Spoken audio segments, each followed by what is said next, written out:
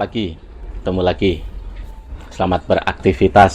Semoga keselamatan, keberkahan dan lain sebagainya, hal-hal yang baik selalu menyertai kita semua. Saya sebenarnya mau bahas ini lama soal itu loh.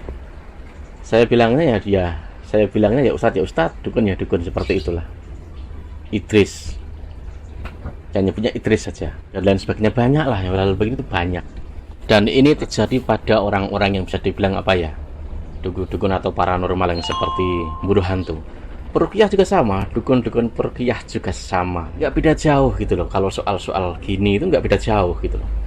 Bahkan ada itu, bisa dibilang ya, ini bisa dibilang sangat terkenal, usah saya sebut. Ini mahal loh. Ini seperti ya tempat-tempat untuk meruqyah. Ustadznya juga sangat terkenal, sering masuk di TV. Ternyata mahal bukan main. Ya sama. Bahkan mereka itu juga pada masuk di YouTube sekarang ini juga sama. Mereka juga ada settingan, seperti itu juga ada. Walau mereka bisa dibilang lebih lebih rapi. Sebenarnya beda ya antara tayangan dan praktek perdukunan, itu sangat beda. Sebenarnya beda. Tapi misalkan hal-hal begitu itu masuk ke dalam tayangan di dunia maya, medsos, YouTube dan lain sebagainya, ya sah-sah saja, nggak masalah. Dan setelah orang masuk ke dunia maya, ke YouTube dan lain sebagainya, pasti akan punya tuntutan view itu banyak yang terjebak di situ. Memang kenyataannya begitu. Selain view itu penonton, jumlah penonton. Selain view juga lebih kepada penghasilan ataupun eksistensi. Ini juga ada. Nah, masalah itu akan muncul setelah masuk ke dunia maya. Di samping itu juga, YouTube ini kan juga bisa dibilang lahan pekerjaan juga bisa, lahan hobi juga bisa, atau lahan mau terkenal juga bisa. Soal misalkan orang membuat tayangan itu, entah itu bisa dibilang katanya negatif dan positif, itu bisa juga karena kelalaian bisa. Atau juga ini, hal yang biasanya banyak mengenai orang itu dia masih tergolong baru mengenal internet. Di situ itu banyak yang terjebak di situ. Kalau orang yang baru biasanya itu beda dengan orang yang lama, yang sudah kenal atau makan garam banyak di internet, itu sangat beda. Paling tidak berpengaruh di dalam konsep dia, sikap dia, kata-kata dia dan lain-lain, khususnya di internet. Sisi positifnya dia akan bersikap seperti aslinya. Dalam artian dia ini tidak bisa main-main di internet atau sekedar hiburan, itu tidak bisa. Dan dia itu menganggap segala etika di dunia nyata ya harus juga di dunia maya sama gitu loh. Nah, yang tergolong baru ini, dia akan lebih banyak ke hal menganggap itu suatu tempat hiburan, satu tempat main-main, atau bahkan suatu tempat untuk usil atau untuk pembodohan. Karena mikirnya ini drama. Karena dulu lihatnya televisi, TV nasional lah atau apalah begitu. Lalu setelah dia mengenal, maka dia menganggap itu main-main. Bahkan ada kan orang yang dulu itu memaki, menghasut dan lain sebagainya, karena dia mengira itu ini lahan baru yang bisa diakali. Tapi kalau bagi orang lama, dia nggak mau begitu, karena menganggapnya itu juga harus berlaku di alam nyata. Bersikap bagaimana yang tertata rapi itu harus sama. Nah, kalau orang yang baru-baru mengenal dunia maya ini, dia akan lebay, dia akan over bahkan kata-katanya, atau dia tuh punya ide-ide yang nakal, ide-ide yang bisa dibilang kebelabasan. Makanya ada tuduhan misalkan orang seperti Idris sebagainya itu seperti bohongin orang lah, lalu seperti bisa dibilang kalau saya ngeliatnya lebih ke pembodohan. Walaupun kontennya atas nama apapun, agama kayak atau tetek bengi apapun itu, tapi dia ini kalau orang baru ini lebih condong ke antara kebutuhan penghasilan dolar, eksistensi juga bisa, atau juga karena dia tuntutan view. Antara view dan penghasilan itu hampir sama, walaupun agak beda. Makanya banyak orang labil di dunia maya, karena dia masih tergolong orang mungkin baru kenal lah, baru berapa tahun sih gitu loh.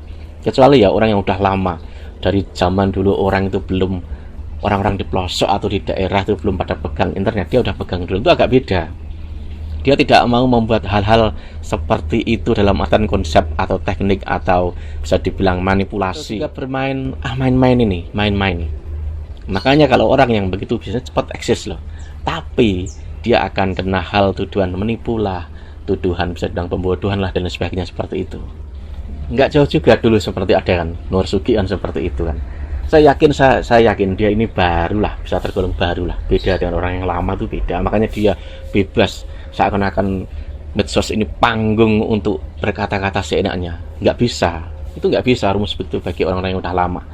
Kalau orang yang baru bisa-bisa saja, tapi tetap ada konsekuensinya. Ya karena main-main itu, makanya dia menganggap sebuah konten buat konsep atau ide itu ya begitu, dianggap mereka tuh sah.